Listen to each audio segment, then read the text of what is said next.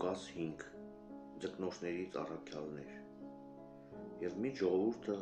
խռնվում էր նրա շուրջը, լսելու Աստծու խոսքը, նա կանգնած էր Գեննեսարեթի ծովակի ափին,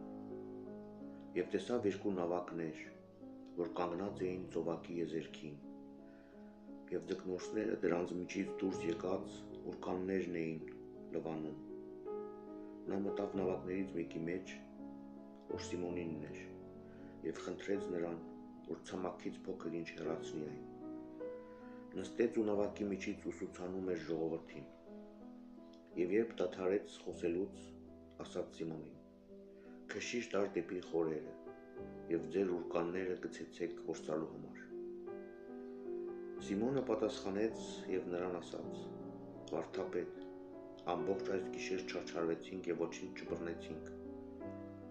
բայց քո խոսքի համար ուրկանները կգցենք»։ Երբ այդ արեցին, մեծ քանակությամբ ձկներ բռնեցին, այն աստիճան, որ նրանց ուրկանները պատռվում էին։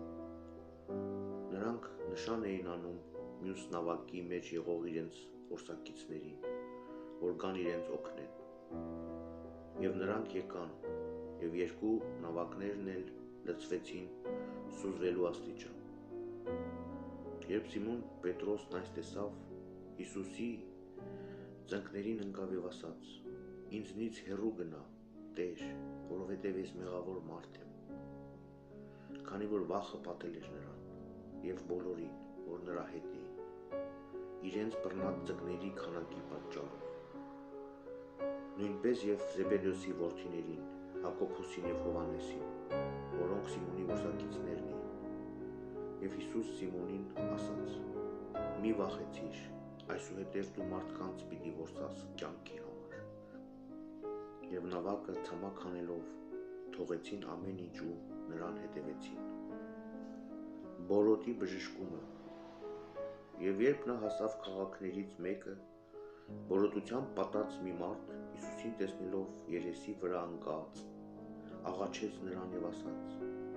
«Տեր, եթե կամենաս, կարող ես ինձ մաքրել»։ Նա մեկնեց իր ձեռքը, դիպավ նրան և ասաց. «Կամենում եմ, մաքրվիր»։ Եվ իսկույն բորոտությունը գնաց նրանից։ Հիսուս պատվիրեց նրան ոչ ոքի չասել, այլ «Գնա», ասաց, «դու քեզ ցույց տուր քահանային և ընծա տուր քո մաքրվելու համար, ինչպես որ հրամայել էր Մովսեսը ի վկայություն նրանց»։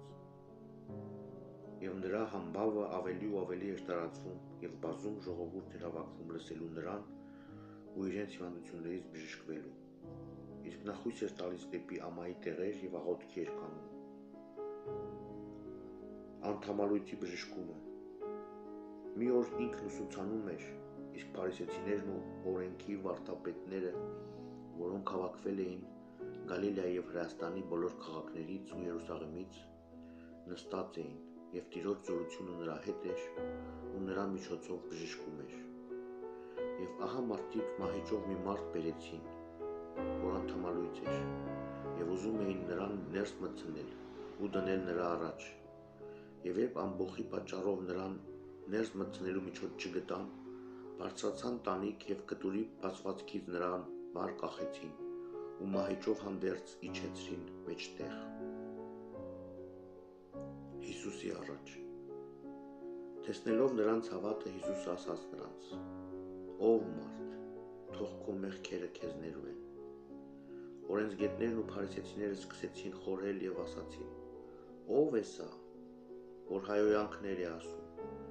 ո՞վ կարող է ներել մեղքերը, եթե ոչ Աստված միայն»։ Հիսուս, գիտենալով նրանց մտածումները, պատասխանեց նրանց և ասաց. «Ի՞նչ եք մտմտում ձեր սրտերում, ո՞րն է ավելի հեշտ, ասել. քեզ ներված լինեն քո մեղքերը, թե ասել. վեր կաց և քայլիր։ Բայց որպեսզի իմանաք, թե մարդու որդին իշխանություն ունի երկրի վրա մեղքերը ներելու, ասաց անդամալույցին. քեզ եմ ասում, վեր կաց, վերցրու քո մահիճը և գնա քո տուն։ Եվ իսկույն բոլորի առաջ վեր կենալով իր վրա առավ այն, ինչի վրա ինքը պառկել էր, գնաց իր տունը և փառավորում էր Աստծուն։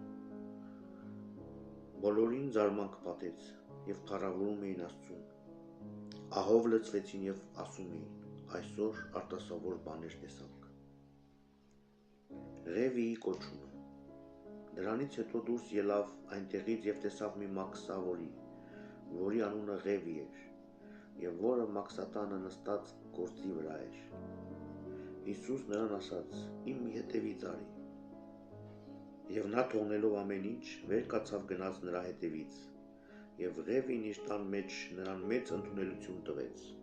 և մեծ թվով մաքսավորներ և ուրիշներ նրանց հետ սեղան էին նստել։ Փարիսեցիները և օրենսգետները տրտնջում էին Հիսուսի դեմ իր աշակերտների մոտ ու ասում. «Ինչու եք մաքսավորների և մեղավորների հետ ուտում և խմում»։ Հիսուս պատասխանեց նրանց և ասաց. «Առողջներին բժիշկները պետք չեն, այլ հիվանդներին։ Ես չեմ եկել արդարներին կանչելու, այլ մեղավորներին ապաշխարության»։ Վեճ ծոմապահության մասին։ Եվ նրանցից ոմանք ասացին նրան. «Ինչու Հովհաննեսի, ինչպես և փարիսեցիների աշակերտները ծոմ են պահում, հաճախ և աղոթք անում, իսկ քո աշակերտները ուտում են ու խմում»։ Եվ նա ասաց նրանց. «Միթե կարող եք հարսանքավորներին հրամայել, որ ծոմ պահեն,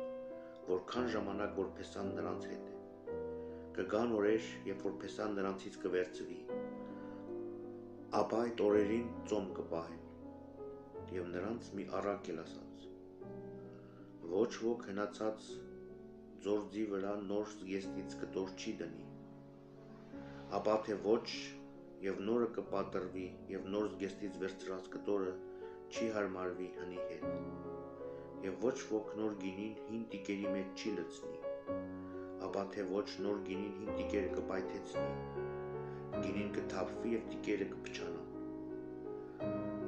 Այլ նոր գինին նոր տիկերի մեջ պետք է լցվի, և երկուսն էլ կպահվեն։ Եվ ոչ ոք,